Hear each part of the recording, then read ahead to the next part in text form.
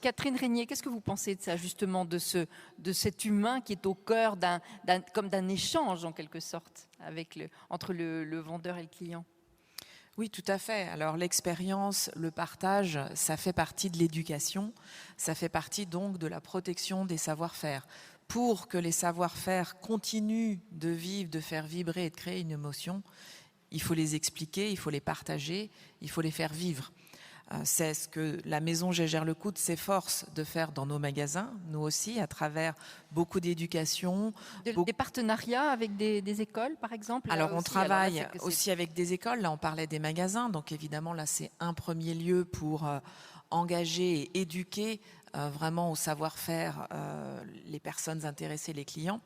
Mais si on revient à la manufacture, et on y revient toujours un peu chez nous, ça va être aussi d'ouvrir les portes, par exemple, de notre manufacture, d'inviter à des visites, de donner des cours, non seulement d'horlogerie, mais aussi de gravure, d'émaillage.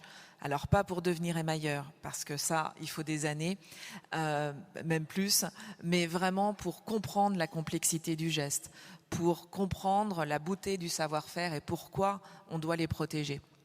Donc toute cette éducation, clairement, on y participe au niveau de Gégère-Lecoultre afin d'intéresser et de faire vivre ces savoir-faire. Et puis ensuite, eh bien, c'est évidemment recruter des jeunes pour être les talents de demain, pour être les horlogers de demain, les émailleurs de demain. En parlant de tous ces savoir-faire, et ce que vous faites, c'est magnifique avec les podcasts, c'est aussi ouvrir les yeux aux jeunes à s'intéresser et à la beauté de ce qu'ils peuvent avoir comme carrière.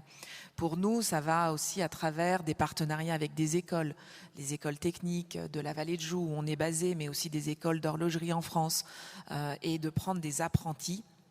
Là, vraiment, concrètement, ces jeunes qui ont fait le pas de se dire qu'ils vont faire une carrière dans l'horlogerie, de les accueillir au sein de la manufacture pour les accompagner et les former avec des maîtres horlogers qui pourront transmettre le geste.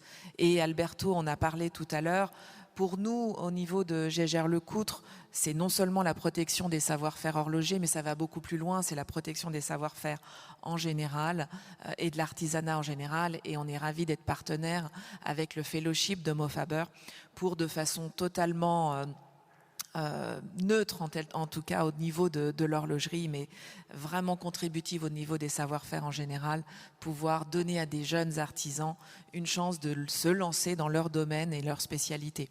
Donc tout ça, effectivement, c'est ce qui nous anime, c'est ce qui mène beaucoup des décisions qu'on prend dans notre communication, dans notre façon de travailler, dans notre façon aussi de communiquer avec nos clients, mais aussi avec les jeunes de demain.